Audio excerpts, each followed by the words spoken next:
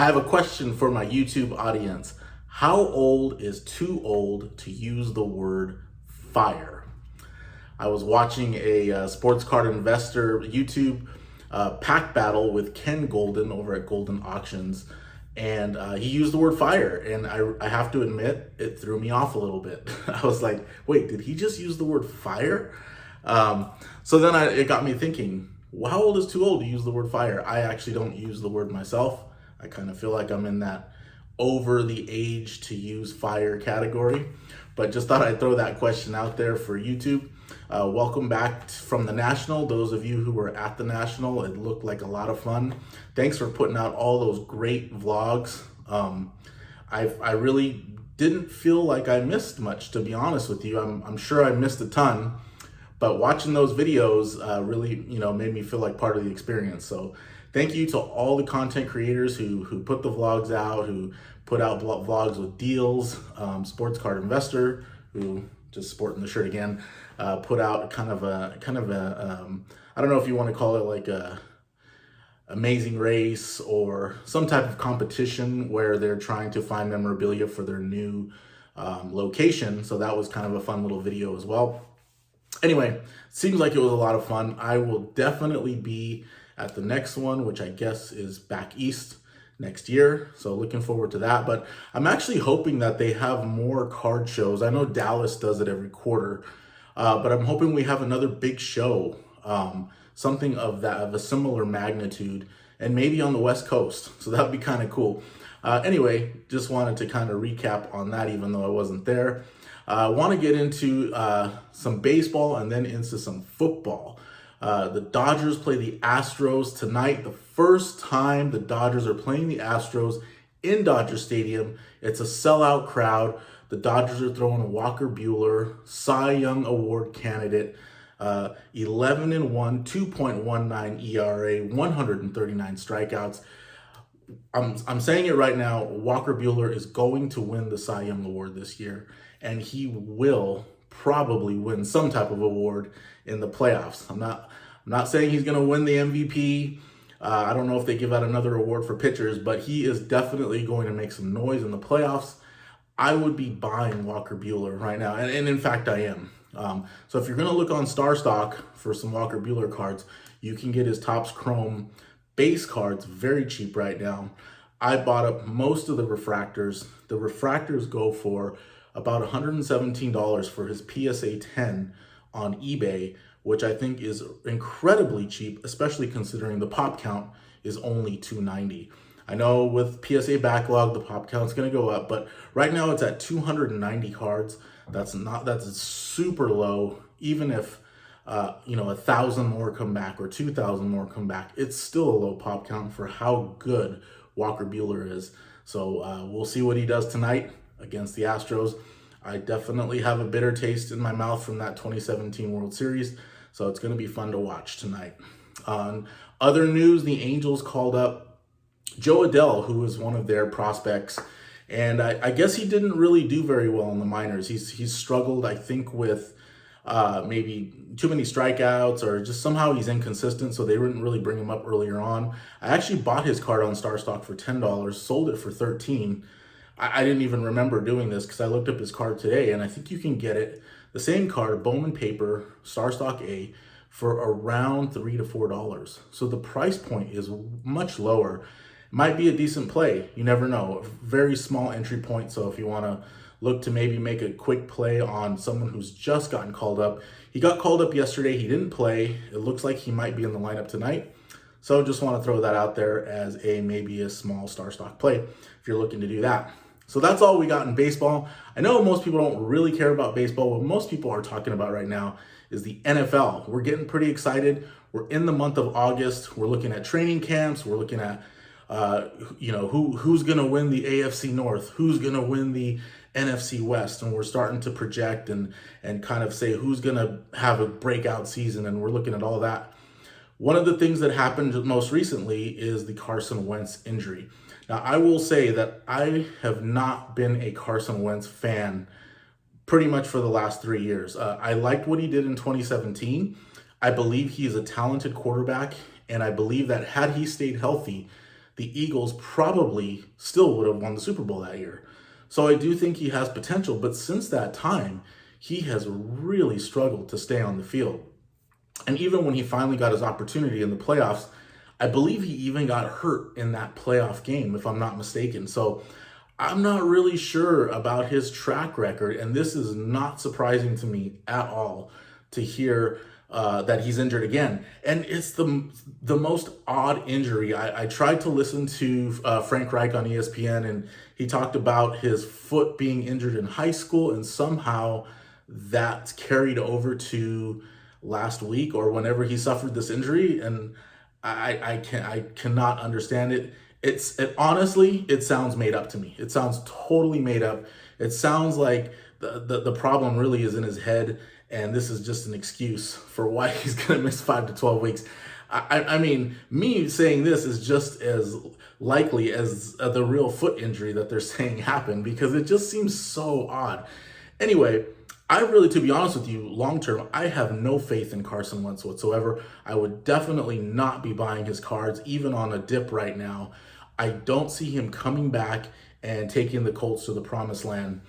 And so what I want to talk about is Jacob Eason. I knew nothing about this guy. I think we did pull a couple of his cards in packs over the years, or earlier this year when Donruss Optic came out. And I had no idea who he was. I didn't know he was the son of Tony Eason, who played for the New England Patriots. I didn't even realize he was the quarterback for the Washington Huskies. So I knew zero about this guy. So I decided to do a little bit of research to see, is he worth picking up right now? In other words, do I think that he's actually going to start for the Colts? And do I think he has a reasonable chance of playing well? And one of the reasons I wanted to look into this is because the Colts have a really good team. They are built to win. They set up the team with a good line, good wide receivers, a nice running game, and an incredible defense. So they are set up. They got to the playoffs last year with Phillip Rivers, and this is Phillip Rivers on his last year. And they still almost, I believe they got eliminated by the Bills, but they played really well, and they could have made a deeper run into the playoffs. They had that kind of team. So it's not going to take much. And this is why I probably thought Carson Wentz could do a good enough job. But if he doesn't start the season and he misses a significant amount of time, I could see another quarterback doing well with this team and Carson Wentz not necessarily getting right back into that starting role, or just not getting healthy, period. I have zero faith in Carson Wentz. So I wanted to find out more about Jacob Eason. He started out his career at University of Georgia and had a decent freshman year. He suffered an injury, eventually transferred to Washington. I looked up his stats at the University of Washington. 2019 was his last year at Washington. He threw for 3,132 yards. I believe he threw for 23 touchdowns and 8 interceptions. Washington was ranked in the top 15 to start the year. They eventually finished the season unranked. However, and their record was 7-5. So he was the starting quarterback on a very good Washington team. I looked at that mediocre record and I wanted to say, well, what happened? How did they not do as well? Well, they suffered a loss to my Cal Golden Bears. I was actually shocked to see that. They lost 20-19. They lost by 1 point. I know one thing I know about Cal, very good defense. So it's sometimes you just have one of those games where the defense just plays incredibly well. It was on the road. That's a loss, and unfortunately, that's going to hit them when it comes time to for rankings. The other thing is they had a nail biter against the Oregon Ducks. They lost 35-31 in a shootout there. They also lost a close one to University of Utah, who was ranked number 9 at the time that they played him. So my point in saying all this is that I believe he had a very good final year at the University of Washington. It's surprising that I never heard about him. Watched some highlights. I think on ESPN they said that his arm strength is lacking. He's going to be kind of a short pass type of quarterback.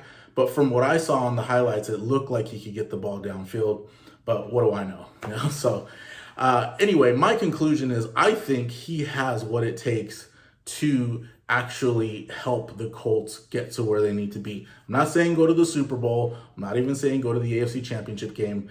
but I think that he actually has a chance to be successful on this Colts team. Again, the team is a very good team. It's not going to take much. They don't need Tom Brady. They don't need Aaron Rodgers. They don't need an elite superstar quarterback to get back to the playoffs. So I really feel like this news of Carson Wentz is kind of overblown, because I never really thought much of Carson Wentz to begin with. I did believe the Colts would make the playoffs because the team is good. So I think that it's a very good possibility that Jacob Eason takes over and can lead the Colts to the playoffs. Now, most people seem to disagree, or at least in the news and the media, the idea is the Colts are going to go out and get someone else, either Nick Foles. There's a whole other list of quarterbacks I was looking at ESPN that they could possibly go out and get. Nick Foles and Jimmy Garoppolo are the two main quarterbacks, the two big names that I heard that are possibilities. Now, I looked at Nick Foles' stats since 2012. Not very impressive. He had 1 year in 2013 where he threw for 27 touchdowns and 2 interceptions. Kind of an odd year. I mean, it's incredible that he only threw 2 interceptions, but the 2,700 yards was not an impressive number. 27 touchdowns, and I think he only threw for 2,800 yards total. So he's not a big number passer. And year after year, if you look at his stats, they're not very impressive at all. But he has the Super Bowl. He was able to do just enough to get the Eagles to that Super Bowl run in 2017, and that's what he'll forever be remembered for accomplishing, in my opinion. He did lead them to another mini playoff run the next year, and so he gets credit for that as well. But if you look, last year he went to the Bears, and now he's sitting behind Andy Dalton and a rookie draft pick. I mean, it's Justin Fields, and I again, it's another quarterback I don't know much about, but I know that Nick Foles is sitting behind him, third string, and this is a Super Bowl champion quarterback. So I guess my point is, how relevant is Nick Foles at this point to come in and take over for the Colts? I think Jacob Eason might be a better option anyway. I think even if they sign Nick Foles, he comes in and plays like he did on the Bears last year, we could see Jacob Eason in there anyway. And so my whole point in bringing this up is, I think Jacob Eason is a good buy. His price points are extremely low for a starting quarterback, a young second-year quarterback on a team that has playoff talent. I mean, there's a lot of potential there for a very low price point. I've picked up a couple of his Prism rookies on StarStock A quality cards for $15. Again, this is just unbelievable. This is the price of a backup quarterback. I mean, if you want to pick up Jacoby Brissett or any other backup, maybe even, although Stidham's prices are super low right now, but any other backup quarterback might run you, $5 to $10. So to pick up a starting quarterback right now, Jacob Eason is the starter in Indianapolis, according to their head coach. For $15, it's definitely worth the risk, and just see what happens. I mean, I highly doubt they're going to sign Garoppolo. That might be the one quarterback that, if they were to get him, he'll definitely start over Eason, and that would basically negate everything I'm saying. Otherwise, I would say definitely pick up some Eason. His price point is super low, and it's well worth the risk, in my opinion. I'm sure plenty of people will disagree, so if you get a chance, leave a comment. Let me know, what are your thoughts on this? What are your thoughts on Indianapolis' situation? I'll definitely come out with some more content regarding the NFL, who I think are good plays going forward as camps start to get underway, as we start to find out more about who is going to, take the reins, who's going to be in the limelight.